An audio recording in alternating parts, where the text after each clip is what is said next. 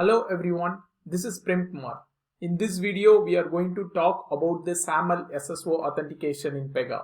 Here, I am going to use Okta as my identity provider. First, let's start with the basic authentication. I already have a video explaining about the platform authentication. Here, you can also see in the picture how that basic authentication works. As an end user, if he wants to log in into the Pega application, then Pega can provide the login page where the end users can enter the login credentials, and then Pega can validate those credentials under its own database table. Once it is successfully validated, then the user can log in into the Pega application. So here what you see, the Pega application user details are stored into the Pega database. But in real-time production environment situation, all the end users or the employee details may be stored into some kind of directory services. So we need to use those as the identity provider instead of the Pega's database. And here you can also see the Saml workflow. Please visit my introduction video on the Saml authentication where I explained about all the steps that happen into the Saml work. Here, as you see in the screen, there are three participants. One, the browser. He tries to access the application, and service provider is where he wants to log in, and identity provider is like a third-party identity management system which holds all the user details.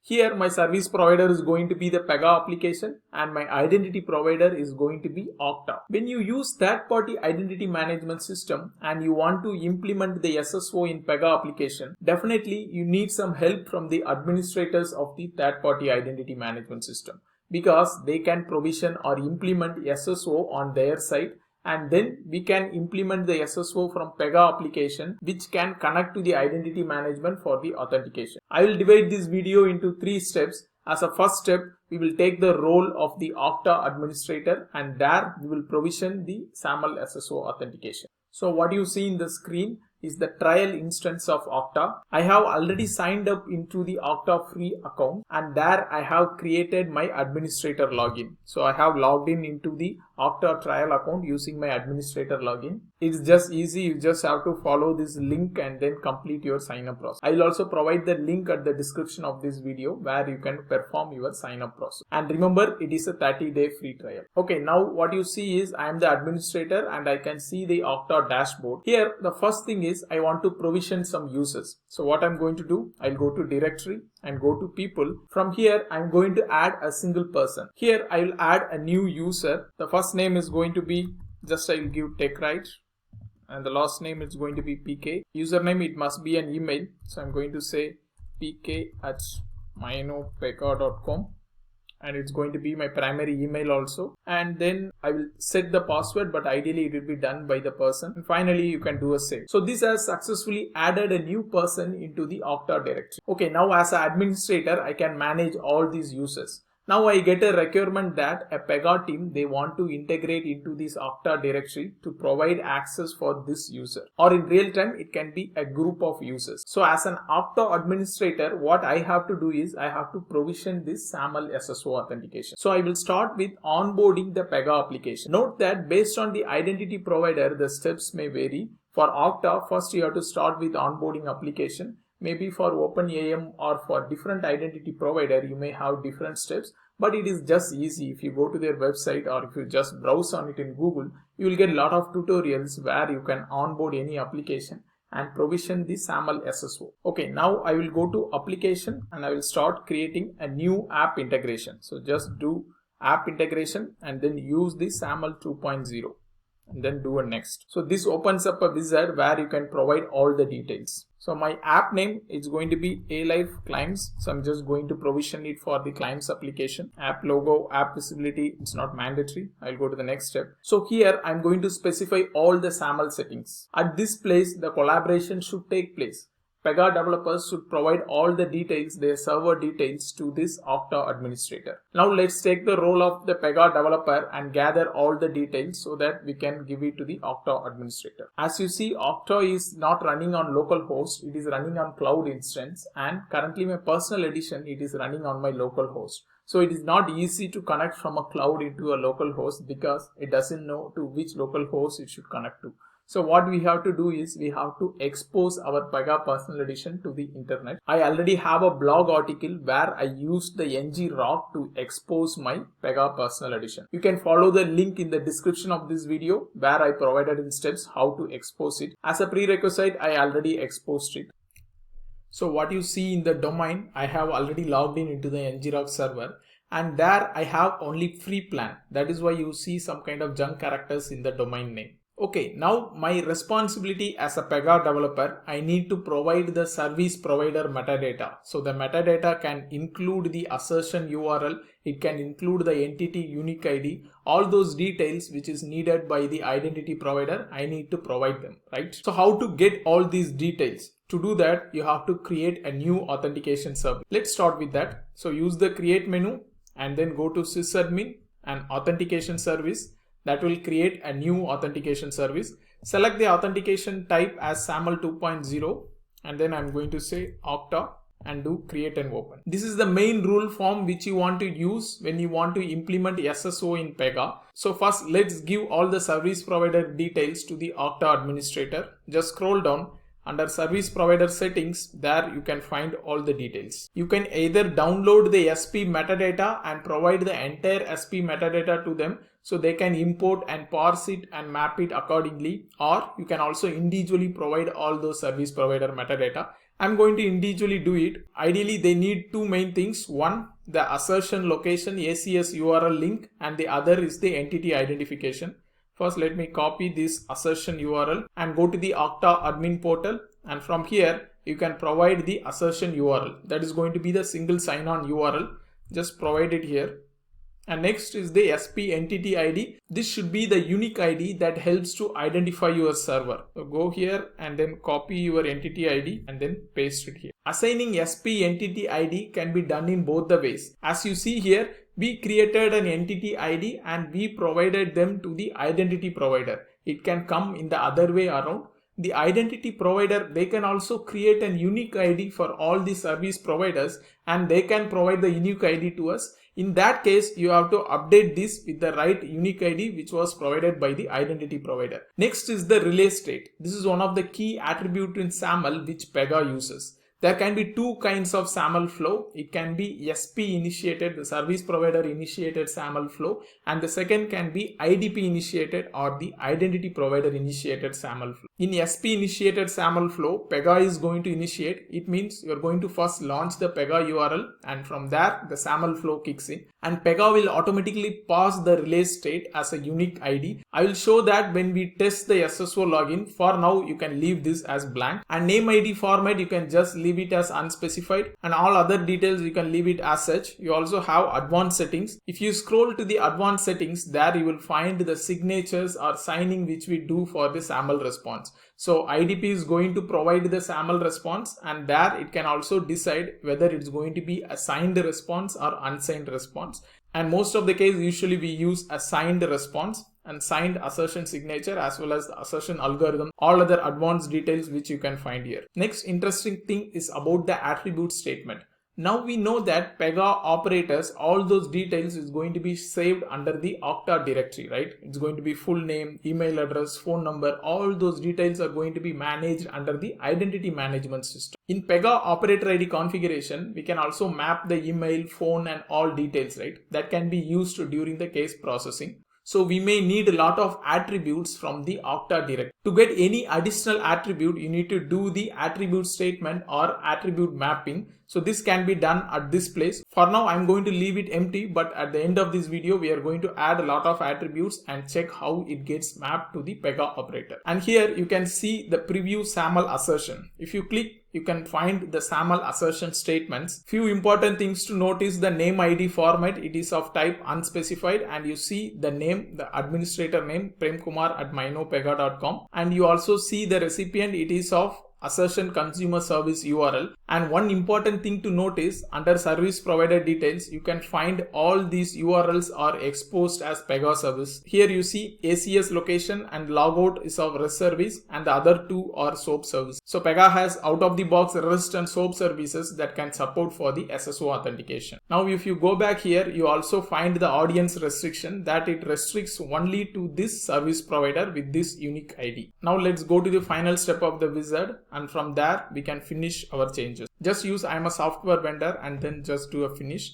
Now that we have successfully created a new app integration for Saml 2.0. The next is you have to assign people to this application. If you take A-Life Insurance Organization, it is a very big organization. All A-Life employees are registered under this Okta directory. So they may have access to different applications, right? And who manages that? It is managed by the Identity and Access Management. That is the Okta directory. So what I can do is I have created a new application and then I can assign people to this application so that people who can access or log in into the application. You can go to the assignments and from here you can click on assign button, assign to people and then select the right people who can access this application. I'm going to say TechRight PK and then do a assign, save and go back.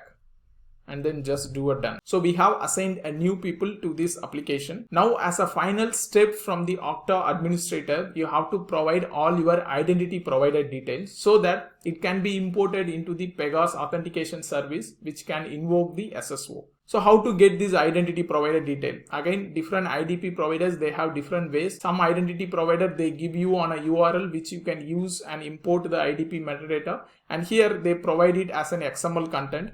To check that, you go to sign on tab and then scroll down. At the right, you see view SAML setup instruction. Click on it. There you will find three main details which can be used as IDP metadata. The first is this single sign-on URL. The second is the issuer, the provider issuer, and the third is the certificate. You can see all these three details into the authentication service also. If you scroll little up, there you will find identity provider information. The mandatory is the issuer, the login location, and if the response is signed, then we need to have the certificate also installed. Now how to get this IDP metadata from Okta into Pega is, you can go to the Okta and if you scroll little down, there you will find the IDP metadata. Just copy it and paste it into a file. I saved it as okta.xml file. Now you can go to Pega and just import this file. Import IDP metadata and then select the right file and then do a submit. Now all these details will be pre-filled. Pega has parsed the file and took all those right details from the XML content. You see the issuer, it ends with 697. You also see the same thing from here. It ends with 697. You also see Pega created a key store instance. If you click here and then click on this pointer, that will open up the key store instance which got created. So all my IDP metadata are successfully updated. Now let's look at the other configurations in this authentication service. First thing is authentication service alias. You should provide a valid name that will also be part of the URL. As you see, I gave the name as Okta and the URL is also formed as prauth/Okta. Next is the operator identification. We know in Pega, all the operator IDs, they have a primary key, the PY user identifier that should be unique, right? Similarly, definitely in Okta directory, they will also have some kind of unique identifier. We can do the mapping in such a way that with which unique identifier we have to create the operator ID. It can be user ID into the Okta directory or it can also be the email. I'm just going to use the name identifier in the subject because under the subject you will have the unique username which is prem@myknowpega.com. This is going to be the unique username that's going to come under the name ID. So I can just use it to create operator IDs. Alternatively, you can use different Saml Response attributes. It can be user email, it can be any different unique ID which you can use here. So this unique ID will help to identify operator. Let's say the operator already exists in the system, the same name, then it identifies the operator and then it loads the operator. What if the operator does not exist in the system? Let's say the Pega user, he recently joined the organization. His profile got updated into the directory service. Now he wants to access the Pega application using SSO for the very first time. So definitely his operator will not be there in the Pega application. So he'll be using the SSO URL and from there it is very easy to automatically create the operator ID and provide the right access for the user.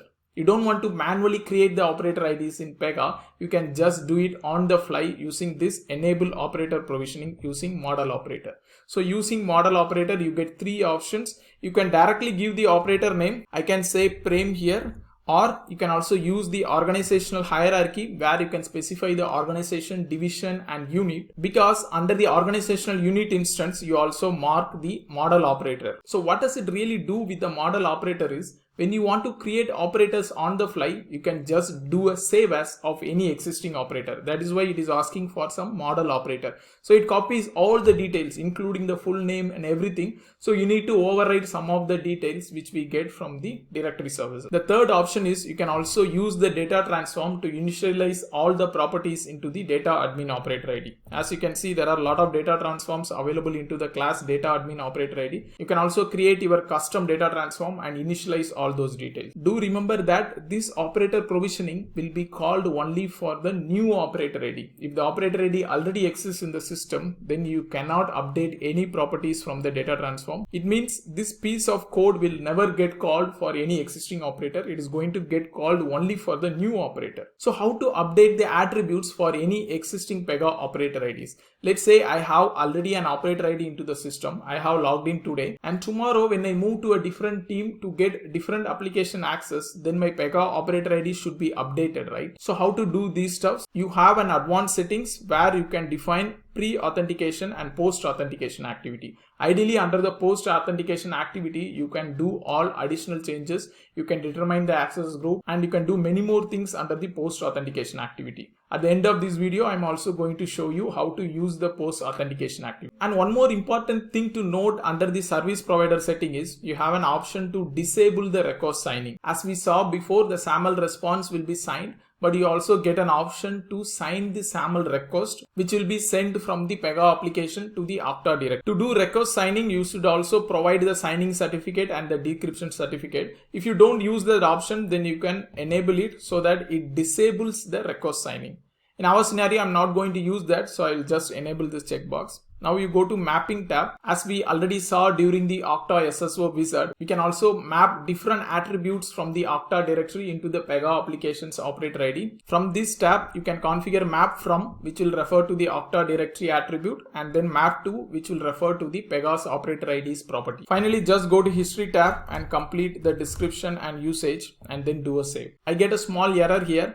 I will just update it for now to the model operator of my name and then do a save. So we have successfully created a new authentication service for Okta. Now let's try to launch this URL and log in from pk@myknowpega.com. Let's see if a new operator ID is created. Before that, I'm just showing you there is no operator ID under the name pk@myknowpega.com. First, let's copy the URL.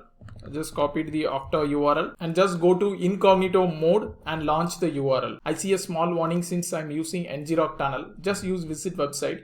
Now you should be redirected to Okta. The main reason is I never logged in into Okta since I'm using incognito mode also. So this logging in with the IDP provider will always be only one time. You don't want to every time log in into IDP provider again and again. Then that defeats the single sign-on, right? You should log in only once and then you can get access to multiple applications who are connected to this IDP. Now I'm going to log in for the first time. Currently in Okta, they have additional security. I have used the Okta Verify app in my mobile. Now I will provide the code. So here I have entered the code. Let's do a verify.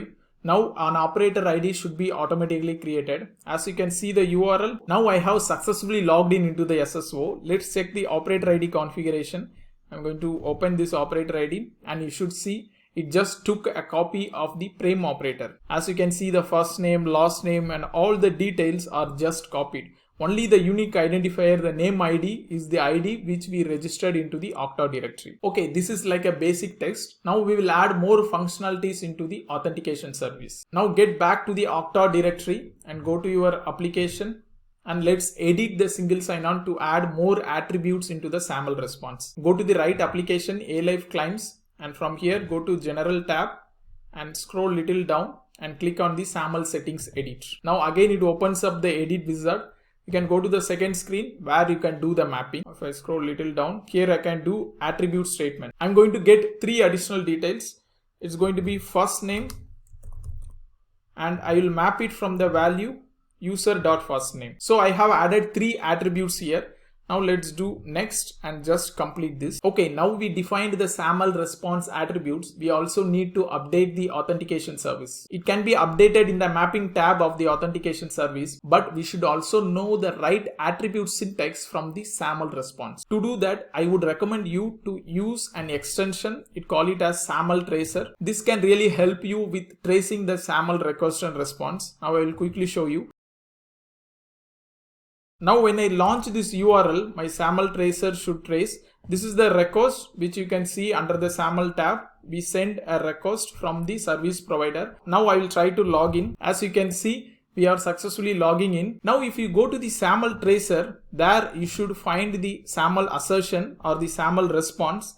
Under the Saml Response, you should find different attributes. If you scroll little down, there you see different attributes: first name, last name, and email. So we can map all these things into the authentication service. Okay, now let's go to Pega Business Studio and do the mapping. So to do the mapping, you also see you should embed it under the curly brace. So here I have mapped all three attributes into the Pega's operator ID properties and then do a save. And now just do a logout and try to log in again. Click here to log in. I'm going to log in with Okta, and now you should see all the properties gets mapped to the operator ID. If you open this operator ID, you should see the properties rightly mapped. As you see, first name, last name, email address, everything successfully got updated from the mapping tab. Okay, now we used a model operator and we also use the mapping tab to update or override some of the properties which gets copied from the model operator. Now we can do the exact same thing, but instead of model operator, we will use a data transform, and instead of updating additional properties, we will also update the access group from the post authentication activity. I have a requirement like this.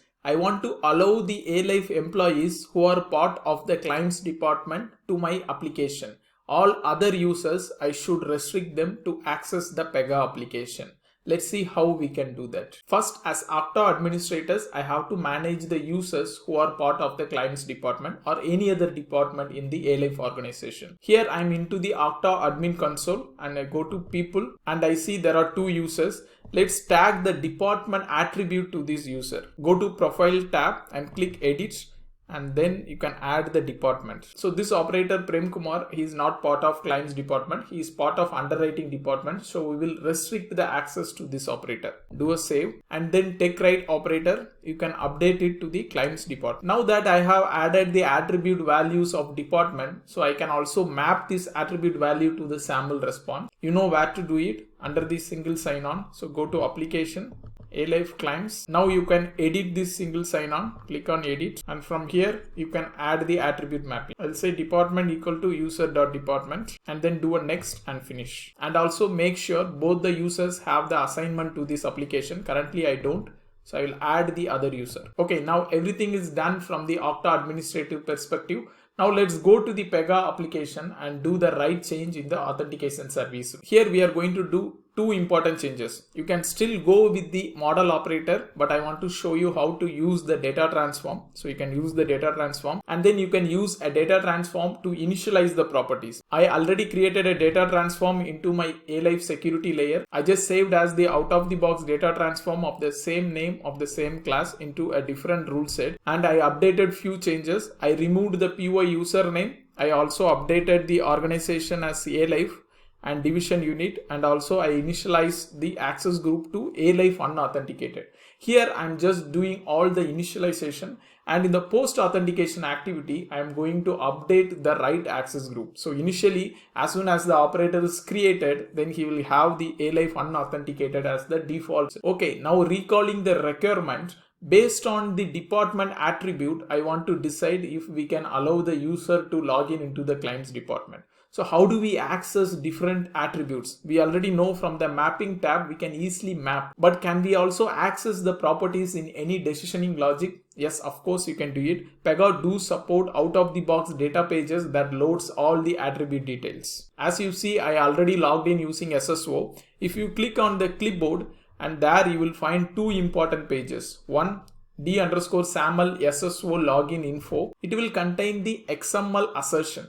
Then if you go to the d_saml assertion data page, there you will find all the XML are parsed and mapped to the right properties. And the main page list is on attribute statement. If you expand the attribute statement of one, under attributes, you will find different properties. You see currently you find 3 properties because I already logged in. Now if I do a fresh login, I should also see the department property. So in the activity, what I can really do is I can loop over this attribute and then I can check for the department name. And under this, you will also find a value list property that holds the value. You see here, there is one value list that holds the value of the last name. Similarly, first name also you will have a value list property. So what I can do, I can just loop over the attribute. I can check if the name is of department. If yes, then I can check if the value is of clients. If yes, then I will provide them with the right access group so that they will get access to the client's application. If they are not part of the client's department, then I will not assign any access group. So they will be unauthenticated user and they will not get access to the client's application. This is what I'm going to do in the post authentication activity. You can also look into the out of the box data page, how it does the mapping. You see it calls an activity name, and the activity name it uses the apply parse XML, and under the XML you will find the right mapping. You see the attribute statement is of page list, attribute is of page list, and then it maps into the attribute value which is of value list. This is how Pega does the mapping and brings all the Saml Response data into the data page. So that will help us with any type of business rule processing. Pega also do provide a lot of extension activities. We do have one PY SSO post authentication activity. I already customized it into my A-Life security rule set. I'm going to walk you through the configurations which I did in the activity. In the first step, I just did an initialization. I initialized to RBG unauthenticated. You may have a question, we already did that in the data transform. Now why again we are initializing?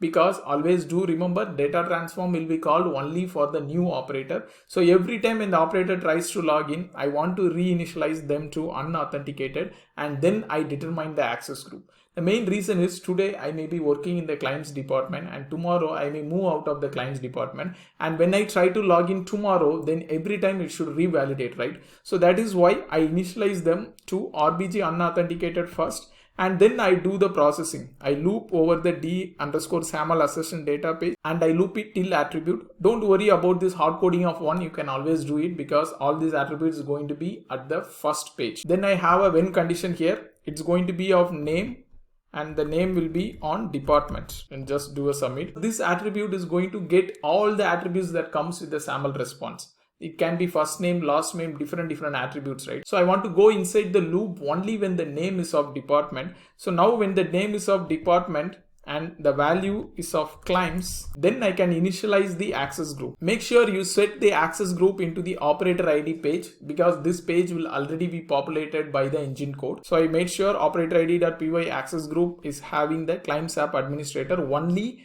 when the department is of clients. Otherwise, he will get the initialized unauthenticated access group. And then this is the main thing, we have to do a obj save and commit. In the post authentication activity, if you really want to update the operator, then definitely you have to commit your changes. Otherwise, your changes will not be reflecting. And finally, what I did is I have an authentication success step and fail step. So authentication is success is when the access group is of clients app administrator. Then I set the PY authentication policy result as true. It means he can be successfully authenticated. In the sixth step, I set the same to false if that access group is of A-Life unauthenticated. Now you can do a check-in. Let's open the Saml Tracer and try to log in the authentication service URL. I'll just log out this session. Okay, now let's launch the URL and click on visit site.